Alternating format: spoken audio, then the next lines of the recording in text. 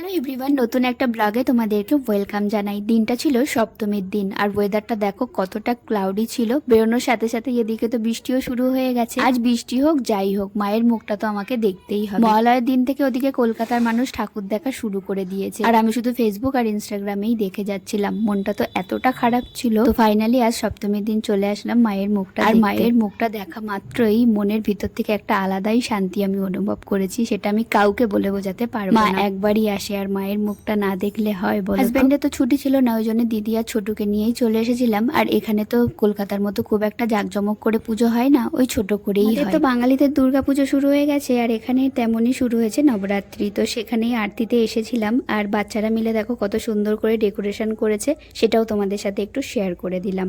তারপর চারজনে মিলে চলে গেলাম রাতের ডিনারটা করতে। প্রথমেই অর্ডার করেছিলাম মশালা পাঁপড়, এটা খেতে কিন্তু বেশ ভালো লাগে। তারপর এক একজন আমরা এক এক রকমের জিনিস অর্ডার করেছিলাম, যেমন আমি করেছিলাম ছোলে ভাটুরে, দিদি পোলাও, আর এখানে ছোটু করেছিল হলো তাওয়া পিৎজা। সবকটাই খেতে খুব ভালো ছিল।